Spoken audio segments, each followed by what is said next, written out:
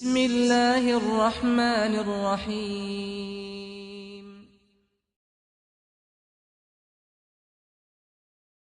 لله نحمده ونستعينه ونستغفره ونعوذ بالله من شرور أنفسنا ومن سيئات أعمالنا من يهده الله فلا مضل له ومن يضلل فلا هادي له وأشهد أن لا إله إلا الله وحده لا شريك له وأشهد أن محمدًا عبده ورسوله أرسله بالهدى ودين الحق ليظهره على الدين كله ولو كره المشركون. اللهم صل على محمد وعلى آل محمد كما صليت على إبراهيم وعلى آل إبراهيم إنك حميد مجيد. اللهم بارك على محمد وعلى آل محمد كما باركت على إبراهيم وعلى آل إبراهيم إنك حميد مجيد.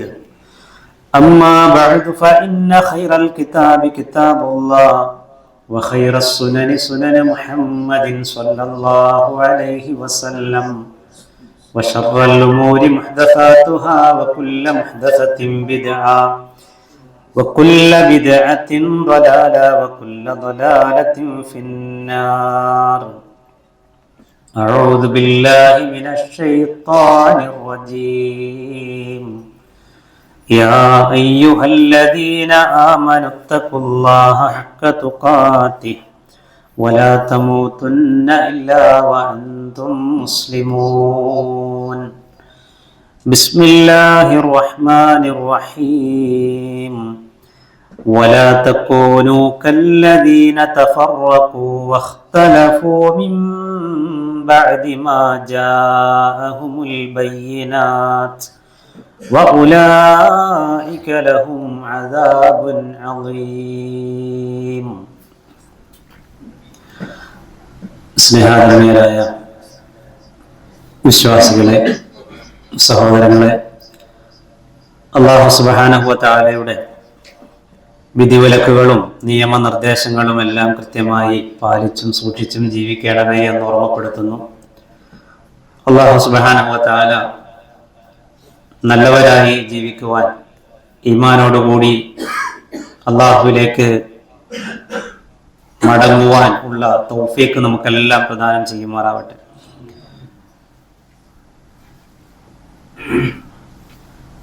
മുസ്ലിങ്ങളായ നമ്മെ സംബന്ധിച്ചിടത്തോളം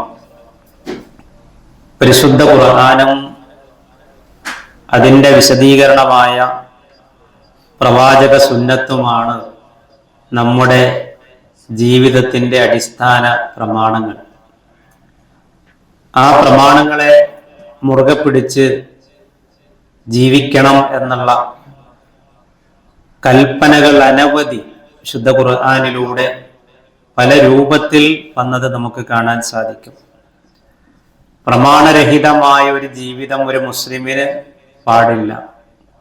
പ്രമാണങ്ങളെ നിഷേധിക്കലോ പ്രമാണങ്ങളെ ദുർവ്യാഖ്യാനിക്കലോ പ്രമാണങ്ങളെ തങ്ങളുടെ ഇഷ്ടാനിഷ്ടങ്ങൾക്കനുസരിച്ച് വളച്ചൊടിക്കലോ ഒന്നും നമുക്ക് പാടുള്ളതല്ല. സൂറത്തുൽ അൻഫാൽ 24-ാം വചനത്തിലൂടെ അല്ലാഹു സുബ്ഹാനഹു വ തആല പ്രമാണങ്ങളെ മുറുകെ പിടിക്കാൻ നൽകിയ ആഹ്വാനങ്ങളിൽ ഒന്ന് ആ വചനമാണ്. അല്ലാഹു വിശ്വാസികളെ സംബോധന ചെയ്തുകൊണ്ട് പറയുന്നു, യാ അയ്യുഹല്ലദീന ആമനുസ്തജീബൂ ലില്ലാഹി വലിർറസൂൽ ഇദാ ദആകും ലിമാ യുഹ്യീകും. നിങ്ങൾക്ക് ജീവൻ നൽകാൻ, നിങ്ങൾക്ക് ജീവിതം നൽകുന്ന അള്ളാഹുവിൻ്റെ വിളിയിലേക്ക് നിങ്ങൾ ഉത്തരം നൽകണം. വിശ്വാസികളെ, അള്ളാഹുവിൻ്റെ കിതാബിലേക്ക്, റസൂലുള്ളാഹിയുടെ സുന്നത്തിലേക്ക്. അതാണ് അള്ളാഹുവിനും റസൂലിനും ഉത്തരം നൽകുക എന്ന ആ ആയത്ത് കൊണ്ട് ഉദ്ദേശിക്കുന്നത്. അള്ളാഹുവോ റസൂലോ മതകാര്യത്തിൽ ഒരു വിധി നമുക്ക് വിധിച്ചു കഴിഞ്ഞാൽ, എങ്കിൽ അവതരിപ്പിച്ചു കഴിഞ്ഞാൽ നമ്മുടെ ഇഷ്ടങ്ങൾക്കനുസരിച്ച് നീങ്ങാനോ അതിനെ ദുർവ്യാഖ്യാനിക്കാനോ ഒരു നിലക്കും നമുക്ക് അവകാശമില്ല. വിശുദ്ധ ഖുർആനിലെ ഏറെ ശ്രദ്ധേയമായ ഒരു വചനമാണ് 33-ാം അധ്യായം സൂറത്തുൽ അഹ്സാബിലെ 36-ാം വചനം. മതകാര്യത്തിൽ അള്ളയും റസൂലും വിധിച്ച ഒരു കാര്യത്തിൽ നമ്മുടെ സ്വാതന്ത്ര്യം നോക്കി അതിന്റെ പിന്നാലെ പോകുക എന്നുള്ളത് അള്ളാഹ് പറയാൻ ഒരു നിലയ്ക്കും നിങ്ങൾക്കത് പാടില്ല. വമാ കാന ലിമുഅ്മിനിൻ വലാ മുഅ്മിനത്തിൻ ഇദാ ഖദല്ലാഹു വറസൂലുഹു അംറാ. വമാ കാന ലിമുഅ്മിനിൻ വലാ മുഅ്മിന, ഒരു സത്യവിശ്വാസിക്കോ സത്യവിശ്വാസിനിക്കോ പാടുള്ളതല്ല. ഇദാ ഖദല്ലാഹു വറസൂലുഹു അംറാ, അല്ലയോ റസൂലോ മതകാര്യത്തിൽ ഒരു കാര്യം വിധിച്ചു കഴിഞ്ഞാൽ അയ്യകൂന ലഹുമുൽ ഖിയറതു മിൻ അംരിഹിം, അവർക്ക് അവരുടെ ഇഷ്ടം പോലെ അതിൽ തഖ്യീർ ചെയ്യാനുള്ള, സ്വതന്ത്രമായി തെരഞ്ഞെടുക്കാനുള്ള അവകാശമില്ല. വമൻ യഅസില്ലാഹ വറസൂലഹു ഫഖദ് ളല്ല ളലാലൻ ബഈദാ, ആരെങ്കിലും അള്ളയോടും റസൂലിനോടും ധിക്കാരം കാണിച്ചാൽ, അനുസരണക്കേട് കാണിച്ചാൽ അവൻ വ്യക്തമായ വിദൂരമായ വഴികേടിൽ അകപ്പെടുന്നതാണ്. അപ്പൊ അതാണ് അള്ളാഹ് പറഞ്ഞത്. അള്ളയും റസൂലും പറഞ്ഞിടത്ത് നിൽക്കണം. പിന്നെ നീ നിന്റെ ഇഷ്ടവും സ്വാതന്ത്ര്യം അനുസരിച്ചല്ല മതകാര്യത്തിൽ മുമ്പോട്ട് പോകേണ്ടത്. അപ്പൊ അത് മാത്രമല്ല, പ്രമാണങ്ങൾ കൊണ്ട് ഒരു കാര്യം സ്ഥിരപ്പെട്ട് കഴിഞ്ഞാൽ പിന്നെ അതിനെതിരെ ഏതെങ്കിലും നിലയ്ക്കുള്ള നിലപാടെടുക്കുന്ന ആളുകൾക്ക് അല്ലാഹു സുബ്ഹാനഹു വ തആല ശക്തമായ മുന്നറിയിപ്പ് കൂടി നൽകുന്നുണ്ട്. അങ്ങനെ പ്രമാണങ്ങളെ വളച്ചൊടിക്കുകയും അതിനെ അരികാക്കി നിർത്തുകയും ചെയ്ത ആളുകൾക്ക് മുന്നറിയിപ്പ് നൽകിക്കൊണ്ടാണ് അല്ലാഹു പറഞ്ഞത്, വലാ തകൂനൂ കല്ലദീന തഫറഖൂ, കക്ഷികളായി പിരിഞ്ഞ ഒരു കൂട്ടരെ പോലെ നിങ്ങളായി തീരരുത്. വഖ്തലഫൂ മിൻ ബഅദി മാ ജാഅഹുമുൽ ബയ്യിനാത്ത്, വ്യക്തമായ തെളിവുകൾ വന്ന് കിട്ടിയ ശേഷവും ഇഖ്തിലാഫിലായി നടക്കുന്നവരെ പോലെ നിങ്ങളാവരുത്. അഭിപ്രായ ഭിന്നതയിൽ അകപ്പെട്ടവരെ പോലെ നിങ്ങളാവരുത്. വഉലൈക ലഹും അദാബുൻ അദീം, അങ്ങനെ പ്രമാണങ്ങൾ സ്ഥിരപ്പെട്ട ശേഷം, തെളിവുകൾ വന്നെത്തിയ ശേഷം അതിനെതിരായി നിലകൊള്ളുന്ന ആളുകളെ നിങ്ങൾക്ക് ഘോരമായ ശിക്ഷയുണ്ട്. അള്ളാഹു മുന്നറിയിപ്പ് നൽകുകയാണ്. ഈ ഒരു ഏകകം അല്ലെങ്കിൽ ഈ ഒരു അടിസ്ഥാനത്തിലാണ് നമ്മൾ മതവിഷയങ്ങൾ ഏതായാലും നമ്മൾ അതിൽ തീരുമാനമെടുക്കേണ്ടത്. അപ്പൊ നമുക്കറിയാം, ഈ അടുത്ത ദിവസങ്ങളിലായി നമ്മുടെ കേരളത്തിൽ ഏറെക്കുറെ എല്ലായിടത്തും ചർച്ചയായ ഒരു വിഷയമാണ് സ്ത്രീ, ഒരു മുസ്ലിം പെണ്ണിന് പള്ളിയിൽ പോയി ആരാധന നിർവഹിച്ച് മടങ്ങാൻ പറ്റുമോ, അവൾ ആ നീയത്തിൽ പള്ളിയിൽ പോയി നമസ്കരിച്ച് വന്നാൽ അത് പറ്റുമോ പറ്റൂലേ എന്നുള്ള ഒരു ചർച്ച. ആ ഒരു ചർച്ച വരാനുള്ള ഒരു കാരണം കേരളത്തിലെ മതരംഗത്തും അതുപോലെ പൊതുരംഗത്തും ഒക്കെയുള്ള ഒരാളുടെ മകൾ ഒരു പ്രോഗ്രാമിൽ അവരോട് ചോദിച്ചപ്പോ സ്ത്രീക്ക് ഇസ്ലാം എവിടെയും പള്ളി വിലക്കുന്നില്ല, ആരാധന വിലക്കുന്നില്ല, അത് ആളുകളുടെ ദുർവ്യാഖ്യാനങ്ങളാണ് എന്ന് ആ പെൺകുട്ടി പറഞ്ഞപ്പോ ആ കുട്ടിയുടെ പിതാവ് പ്രമുഖനായതുകൊണ്ട് അത് വലിയൊരു ചർച്ചയായി മാറി, വിവാദമായി മാറി. അപ്പോൾ പിതാവിന്റെ കുറിപ്പ് വന്നത് ഇങ്ങനെയാണ്: മകളുടെ പക്വതയില്ലാത്ത അപക്വമായ ഒരു അഭിപ്രായമായി മാത്രം അതിനെ കണ്ടാൽ മതി എന്നതാണ്. അപ്പൊ അവിടെ വേറൊരു ചർച്ച ഉടലെടുത്തു. സത്യത്തിൽ അവിടെ മകൾക്കാണോ പക്വതയില്ലാതായത്, വാപ്പാക്കാണോ പക്വതയില്ലാത്തതായത് എന്നുള്ള ചോദ്യങ്ങൾ ആളുകൾ ഉന്നയിച്ചു. അതിന്റെ കാരണം വിശുദ്ധ ഖുർആനിലോ റസൂലുള്ളാഹി സ്വല്ലല്ലാഹു അലൈഹി വസല്ലമയുടെ സുന്നത്തിലോ എവിടെയും ഒരു പെണ്ണിന് ആരാധന സ്വാതന്ത്ര്യം പള്ളിയിൽ വിലക്കുന്നില്ല എന്നത് തന്നെയാണ് കാരണം. മാത്രമല്ല, ലോകത്ത് തന്നെ നമ്മുടെ കേരളത്തിൽ മാത്രമാണ് സ്ത്രീ പള്ളി പ്രവേശം പറ്റുമോ പറ്റൂലേ എന്ന ചർച്ച പോലും ഉള്ളത്. കാരണം മറ്റെവിടെയും അങ്ങനെ ഒരു ചർച്ച പോലും കാര്യമായി നടക്കുന്നില്ല. നമ്മൾ ഇതിന്റെ കൂടെ മനസ്സിലാക്കേണ്ടത്, വിശുദ്ധ ഖുർആനിൽ തന്നെ നമ്മൾ കാണുന്നത് ഒരു സ്ത്രീക്ക് ആരാധനാ സ്വാതന്ത്ര്യം അനുവദിച്ചു കൊടുക്കുന്നതാണ്. മസ്ജിദുൽ അഖ്സയിൽ താമസിച്ചിരുന്ന മറിയം ബീവി റളിയല്ലാഹു അൻഹയോട് അള്ളാഹു പറഞ്ഞതാണ്, യാ മറിയം ഖുനുതി ലിറബ്ബിക് വസ്ജുദി വർകഈ മഅർ റാകിഈൻ. യാ മറിയം ഖുനുതി ലിറബ്ബികി, അല്ലയോ മറിയം നീ നിന്റെ റബ്ബിന് കീഴൊതുങ്ങണം. വസ്ജുദി വർകഈ മഅർ റാകിഈൻ, പള്ളിയിൽ നമസ്കാരത്തിന് വരുന്ന റുകൂഉകൾ സുജൂദുകൾ ചെയ്ത് മടങ്ങുന്ന ആളുകൾ, അവരോടൊപ്പം നീ ആരാധനയിൽ പങ്കെടുക്കണം. ഈ ആയത്തിനെ വിശദീകരിച്ചുകൊണ്ട് മഹാനായ ഇബ്നു കസീർ റഹ്മഹുല്ലാഹ് തഫ്സീറിൽ പറഞ്ഞത് ഐകൂനി മിൻഹും, നീ അവരിൽ ഉൾപ്പെട്ട ആരാധന നിർവഹിക്കണം എന്നുള്ളതാണ്. നീ നിന്റെ താമസയിടത്ത് എന്നല്ല, അവരോടൊപ്പം ചേർന്ന് ആരാധന നിർവഹിക്കുക എന്നാണ് മുഫസ്സിറുകളൊക്കെ സൂചിപ്പിച്ചത്. അപ്പൊ സ്ത്രീക്ക് ഇസ്ലാം ആരാധനാ സ്വാതന്ത്ര്യം നൽകുന്നു, അതിന് പുണ്യം നിർണയിച്ചിരിക്കുന്നു. മഹാനായ ഉമർ റളിയല്ലാഹു അൻഹുവിന്റെ മകൻ അബ്ദുല്ലാഹ് ഇബ്നു ഉമർ റളിയല്ലാഹു അൻഹു അദ്ദേഹം പറയാണ്, അള്ളാന്റെ റസൂൽ ഇങ്ങനെ പറഞ്ഞത് ഞാൻ കേട്ടു. എന്താ?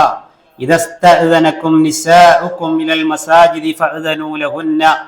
ഇമാം ബുഖാരി റഹ്മഹുല്ലാഹ് സ്വഹീഹിൽ ഉദ്ധരിച്ചാണ്, നിങ്ങളുടെ സ്ത്രീകൾ പള്ളിയിലേക്ക് പോകാൻ അനുവാദം ചോദിച്ചാൽ അതിന് അനുമതി നിങ്ങൾ നൽകണം. അപ്പോൾ അവിടെയും ദുർവ്യാഖ്യാനങ്ങൾ വന്നിട്ടുണ്ട്. അത് പള്ളിയിൽ മന്ത്രിച്ചൂതാൻ പോകാൻ ചോദിച്ചാൽ അനുമതി കൊടുക്കണമെന്നാണ്, അല്ലാണ്ട് നിസ്കരിക്കാനല്ല എന്നൊക്കെയുള്ള ദുർവ്യാഖ്യാനങ്ങൾ പരസ്യമായി പറഞ്ഞിട്ടുണ്ട്. എന്നാൽ അങ്ങനെയല്ല, നമസ്കരിക്കാൻ തന്നെ എന്നുള്ള റിപ്പോർട്ട് വ്യക്തമായി വന്നിട്ടുണ്ട്. സ്വഹാബി വനിതകൾ ഇഷാ ജമാഅത്തിന് രാത്രിയിൽ, അതുപോലെ സുബഹി ഫജ്ർ ജമാഅത്തുകളിലൊക്കെ അവർ പോയി മടങ്ങിയിരുന്നത് ഹദീസുകളിൽ സ്ഥിരപ്പെട്ടു വന്നിട്ടുണ്ട്.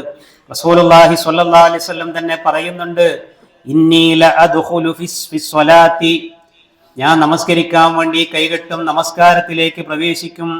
ഫഉരീദു ഇത്വാലതഹാ, അപ്പൊ ആ നമസ്കാരം ഒരൽപ്പം നീട്ടി ഖുർആൻ ഓതി നമസ്കരിക്കണമെന്ന് ഞാൻ വിചാരിക്കും.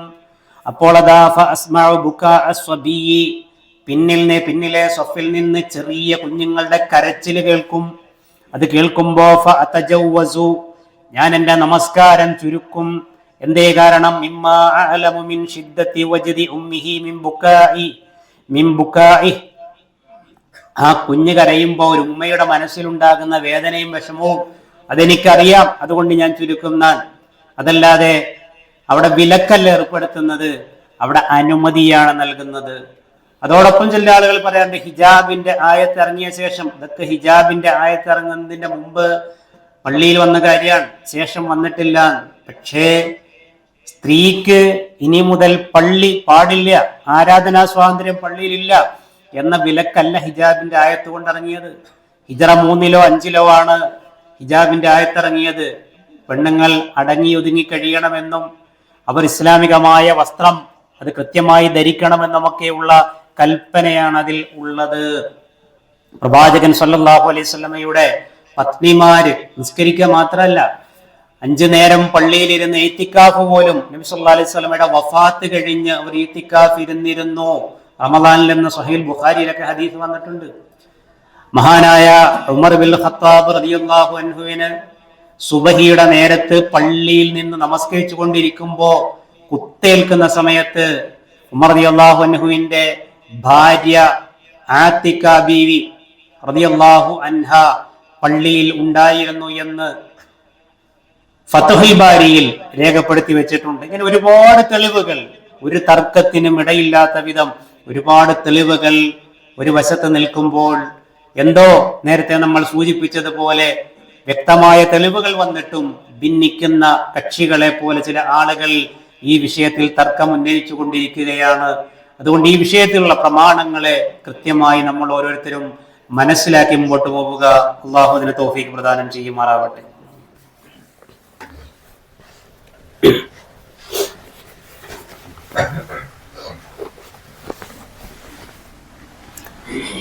അൽഹംദുലില്ലാഹ് വസ്സലാത്തു വസ്സലാമു അലാ റസൂലില്ലാഹ് വഅലാ ആലിഹി വസഹ്ബിഹി അജ്മഈൻ. അമ്മാ ബഅദ്, ഇത്തഖുല്ലാഹ ഇബാദല്ലാഹ്. അല്ലാഹു സുബ്ഹാനഹു വ തആലയുടെ വിധിവിലക്കുകളും നിയമനിർദ്ദേശങ്ങളും കൃത്യമായി പാലിച്ചും സൂക്ഷിച്ചും ജീവിക്കണമേ എന്നൊരിക്കൽ കൂടി വസിയത്ത് ചെയ്യുന്നു. റസൂലുള്ളാഹി സ്വല്ലല്ലാഹു അലൈഹി വസല്ലം പറഞ്ഞു, അർബഉൻ മിനസ് സആദ, 4 കാര്യങ്ങൾ സൗഭാഗ്യത്തിൽപ്പെട്ടതാണ്. അതിലൊന്നാമതായി നബി സ്വല്ലല്ലാഹു അലൈഹി വസല്ലം എണ്ണിയത് അൽ മർഅതു സ്വാലിഹ, ഒരു സ്വാലിഹത്തായ പെണ്ണ് എന്നതാണ്. സൗഭാഗ്യത്തിന്റെ ഒന്നാമത്തെ പ്രവാചകന്റെ എണ്ണത്തിൽ വന്നത് അൽ മർഅതു സ്വാലിഹ, സ്വാലിഹത്തായ ഒരു പെണ്ണ് എന്നുള്ളതാണ്. ഒരു പെണ്ണ് സ്വാലിഹത്താകണമെങ്കിൽ അവൾക്ക് അറിവ് ലഭിക്കണം, അവൾക്ക് ദീൻ ലഭിക്കണം, അതിലൂടെ അവൾ ഈമാൻ നേടിയെടുക്കണം. ഒരിക്കൽ മുഹാജിറുകളായ സ്വഹാബത്ത് നബി സല്ലല്ലാഹു അലൈഹി വസല്ലമയോട് ചോദിക്കുകയുണ്ടായി, അയ്യുൽ മാലി നത്തഖിദു, നബിയെ ഏത് സമ്പത്താണ് ഞങ്ങൾ വാരിക്കൂട്ടേണ്ടത്, ഞങ്ങൾ സ്വീകരിക്കേണ്ടത് എന്ന് ചോദിച്ചപ്പോ നബി സല്ലല്ലാഹു അലൈഹി വസല്ലം ദീനാറുകളുടെയും ദിർഹമുകളുടെയും തോട്ടങ്ങളുടെയും കണക്കല്ല പറഞ്ഞു കൊടുക്കുന്നത്. ഫഖാല ലിയത്തഖിദ് അഹദുക്കും, നിങ്ങളിൽ ഓരോരുത്തരും ഞാൻ ഈ പറയാൻ പോകുന്ന സമ്പാദ്യത്തെ നിങ്ങൾ ഒരുക്കിക്കൊള്ളട്ടെ.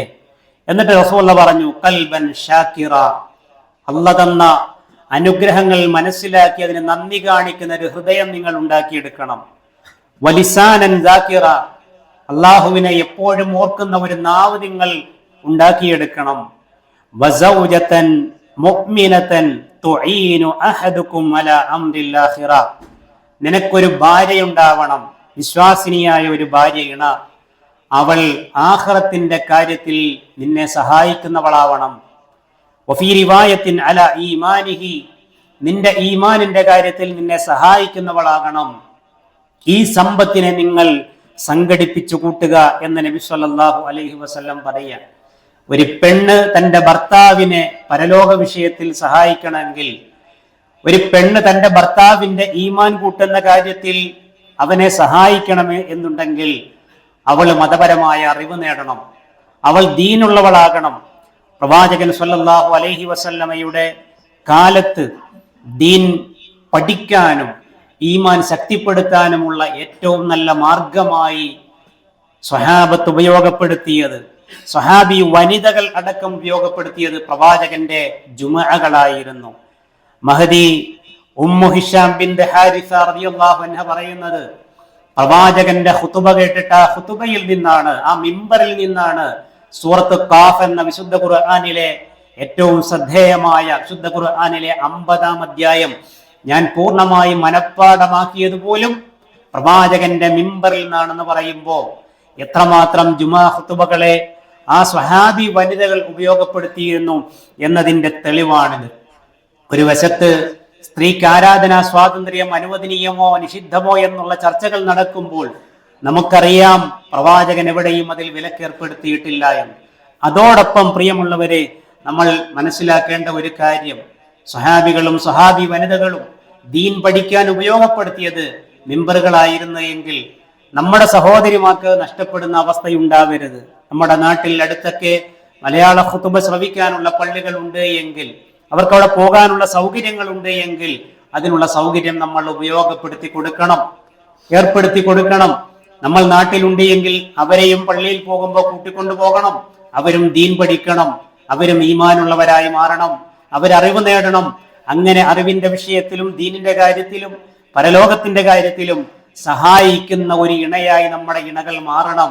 അതാണ് ഏറ്റവും വലിയ സമ്പത്ത് എന്ന് റസൂലുള്ളാഹി സ്വല്ലല്ലാഹു അലൈഹി വസല്ലം നമ്മെ പഠിപ്പിക്കുകയാണ്. അല്ലാഹു സുബ്ഹാനഹു വ തആല അറിവ് നേടാനും അതിലൂടെ സംസ്കരണം സിദ്ധിച്ചവരായി മാറുവാനും നമുക്ക് തൗഫീഖ് പ്രദാനം ചെയ്യുമാറാവട്ടെ. അഭിപ്രായ ഭിന്നതകൾ മതവിഷയങ്ങളിൽ ഉണ്ടാകുമ്പോൾ പ്രമാണങ്ങളുടെ കൂടെ എപ്പോഴും നിലകൊള്ളുവാനുള്ള തൗഫീഖ് അല്ലാഹു സുബ്ഹാനഹു വ തആല നമുക്കെല്ലാം പ്രദാനം ചെയ്യുമാറാവട്ടെ. നമ്മുടെ എല്ലാ നല്ല കാര്യങ്ങളിലും അല്ലാഹു ഖൈറും ബർക്കത്തും പ്രദാനം ചെയ്യുമാറാവട്ടെ. പരീക്ഷണങ്ങളിൽ നിന്നും മാരകമായ രോഗങ്ങളിൽ നിന്നും അല്ലാഹു നമ്മെ എല്ലാം കാത്തുരക്ഷിക്കുമാറാവട്ടെ. രോഗികളായി കഴിയുന്നവർക്ക് അല്ലാഹു ശിഫ പ്രദാനം ചെയ്യട്ടെ. വിട്ടുപിരിഞ്ഞു പോയ നമ്മുടെ ഉമ്മമാർ, ഉപ്പമാർ, ബന്ധുമിത്രാദികൾ അവർക്കെല്ലാം അല്ലാഹു മഗ്ഫിറത്തും റഹ്മത്തും പ്രദാനം ചെയ്യട്ടെ. സ്വർഗത്തിൽ ഒത്തുചേരുവാനുള്ള മഹാഭാഗ്യം റബ്ബ് നമുക്ക് ഏവർക്കും പ്രദാനം ചെയ്യട്ടെ. കത്തിജ്വലിക്കുന്ന നരകാഗ്നിയിൽ നിന്ന് അല്ലാഹു നമ്മയെല്ലാം കാത്തു രക്ഷിക്കട്ടെ. അല്ലാഹുമ്മ ഗഫിർ ലിൽ മുഅ്മിനീന വൽ മുഅ്മിനാത്ത് വൽ മുസ്ലിമീന വൽ മുസ്ലിമാത്ത് അൽ അഹ്യാഇ മിൻഹും വൽ അംവാത്ത്. اللهم أجرنا من النار اللهم أجرنا من النار اللهم أجرنا من النار. ربنا توفنا مسلمين والحقنا بالصالحين. ربنا لا تجعل في قلوبنا غلا للذين آمنوا ربنا إنك رؤوف رحيم. سبحان ربك رب العزة عما يصفون وسلام على المرسلين والحمد لله رب العالمين.